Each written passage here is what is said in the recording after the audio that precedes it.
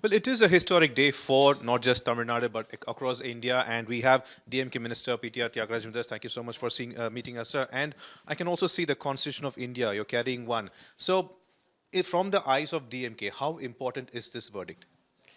It's enormously important, right? I mean, as I said, it is, in my view, given the circumstances we live in today, given our experience of the last 10 years and of this union government, it is the most important constitutional verdict since the independence and the adoption of the Constitution, because it clearly sets guidelines on the role of a kind of remnant of the British Raj. You know, this role of governor is some holdover. And if you've read the Constituent Assembly debates, you've heard all the way from Anna Ambedkar's view. And many people have given assurances in the parliament, I'm saying in the 50s, 60s, 70s, that these posts will not be abused and so forth. And it has been litigated extensively. If you remember my comment when the first time the governor tried to insert words into the governor's address and take out words that were there, I recall that the first litigation against a governor diverging from the printed governor's address given was in the 1970s. So this issue of the governors, the extent of the governors' independent functioning or capacity to make decisions contrary or stand alone of the Council of Ministers has been an issue that has been,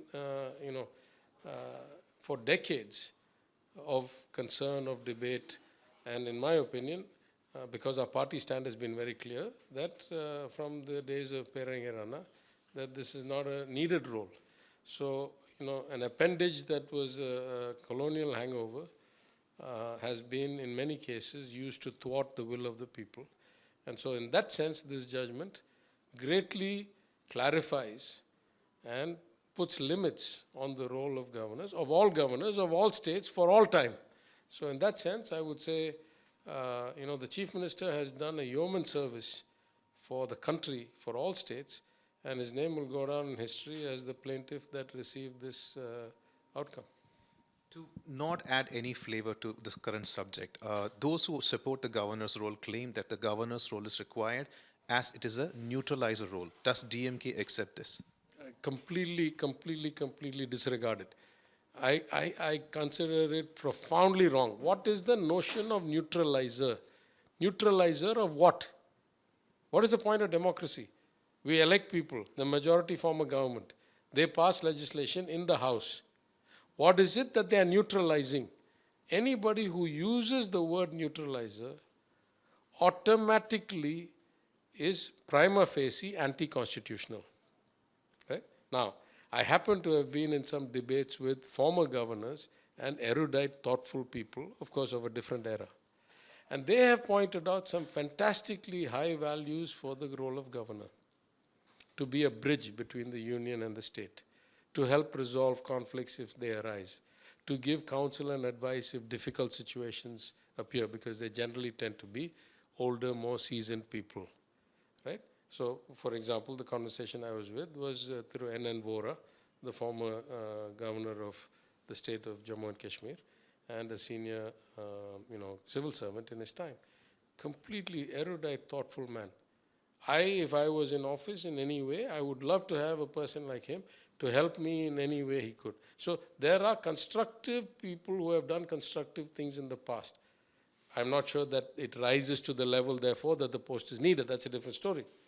But anybody who uses the word neutralize is patently against the Constitution, against democracy, and for authoritarianism. Neutralize what?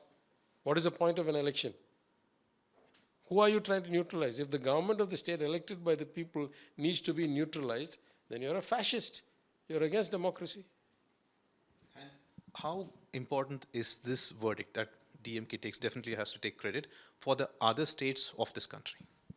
Look, every state has tried to add value in its own way. I consider the Punjab judgment to be of great value as well, where they started to say you only have limited choices. This is even much better because it puts some timelines on where it goes. Other states have sued the government of Karnataka has sued the union government, the government of Kerala has sued the union government, or governors on behalf of the union government being obstreperous. So I think we all do what we can. In this particular case, as I've said before, Tamil Nadu, which has always been one of the pioneers for federalism, for states' rights. You may remember that was Talaivar Kalaignar who got all state chief ministers the right to hoist the flag, that we are also as patriotic and as important citizens of a democracy as the governor. This is another in that legacy of our Honorable Chief Minister leading the way and breaking a new frontier for federalism, for better functioning of government. That's what I was going to ask, sir, because in the assembly today, the chief minister said autonomy for states and federalism when it comes to the union government. So already DMK, not just this issue, you're fighting over delimitation, two-language policy and such. So is this going to be a boost for DMK's all fights in the future? Look, we fight based on principle. We fight based on value. And we don't fight unless you don't trust something on us. If you tell us we have to adopt, I want to ask you something basic. Nobody asked this question. I want to ask you a quick question. Let's say I have been a teacher, professor in my career. I spent a lot of years in academia. I walk into a classroom. There are 31 students in the classroom. 5 of them are performing fantastically well. 10 of them are performing average. 15, 16 of them performing badly. Should I be focusing my attention on the 16 that are doing poorly and try to help them to do better? Or should I be ignoring these 16 and dictating to the 5, don't study the way you study, only study the way I study? Any reasonable person will say, who are doing well, do what you want to do. If you don't do well, I'll ask you later. Who are not doing well, let me figure out what you're doing wrong and let me try to fix it. I don't understand this obsession of trying to tell those who are doing well, no, your way is not good enough, do it my way, when your own way has never been proven to work anywhere. Right? So the notion that there should be a national education policy was wrong in 1968, was wrong in 1986, was wrong in 1992, was wrong in 2020, was wrong in 2025, as far as the DMK and Tamil Nadu are concerned. It has not changed its stance. And we are still performing fantastically well, much better. The goal of the NEP is to get to 50% gross enrollment. We're already at 50% gross enrollment. What is it that you want to change for me that I want to reach your objective I've already crossed? Right? So when you say fight, I say, unless you come and start telling me to do something differently because you say so, I don't need the fight. I got better things to do. I got people to take care of. You keep trying to tell me, no, you're good, but still you will do what I say. Then we say, why? It doesn't make any sense. Right? I have one last question, sir. The 10 bills we saw, almost all of them are about education. DMK has been fighting to bring education from concurrent list to state list. Is this a way to bypass? No. There's no bypassing. These were specific bills, just so you know. All these bills, let's see, sometimes the inanity of these arguments bothers me. What does these bills say? These bills say that the governor shall not be the chancellor and the government shall decide its own control of the vice chancellor. Now I ask you the question. Is this unique? Is Tamil Nadu the only state that is asking for this? No. In Gujarat, who is the chancellor of the university? Who's the chancellor? Chief minister. So in fact, the historical problem here is those states that existed in the British regime. Again, this is a vestige of an empire.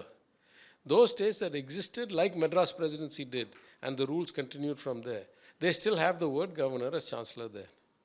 Those states that were formed after, by separation, after the 52 Act or reorganized in 56 or later, those states don't have any such terminology, and the chief ministers are the chancellors, or whoever they choose, but not the governor. So neither are we asking for some exceptionalism, nor are we saying that only we know better, you don't. We are doing what Gujarat is doing. When Gujarat does it, nobody has a problem. When Tamil Nadu does it, all of a sudden it is somehow considered anti-national, separatist. This is complete nonsense, right? So these bills are these bills. We still believe that education should be a state subject. We have always held that, even when the 42nd Amendment was passed by the Congress government, who we are now in alliance with. At that time also we protested against it. We are not protesting based on the person. We are protesting based on the principle of the policy. We don't believe that education policy should be dictated from the top down. Incidentally, our Prime Minister's great friend, the President of the United States, has just abolished the federal education department altogether. And the exact words he says, did you hear a speech? He says education should be a subject left to the states. Now, if that is the case, why is it that we are such an outlier when we say leave education to the states? So I'm saying these bills are simply the bills that we wanted to enact to bring us in parity with places like Gujarat and reduce the interference. If you go one step further, you'll say, since we never had such intrusive, obstreperous governors with such backing from such an authoritarian union government, therefore we didn't feel the need to pass these bills earlier. When the problem started, we passed the bill. Then they were unconstitutionally, as the court has now declared, withheld from assent. Now that has been fixed. Now, after all this is done, we will be on parity with Gujarat. Is the Gujarat model wrong? I may have different problems with the outcome of the Gujarat model, but if the Gujarat model of university management is correct, why is it wrong for Tamil Nadu? Thank you so much. So that was Mr. PTR Thiaga Rajan, who has very clearly mentioned that today's verdict is a historic verdict and everything has been done as per the Constitution. Divyan, Pramod Madhav for you today.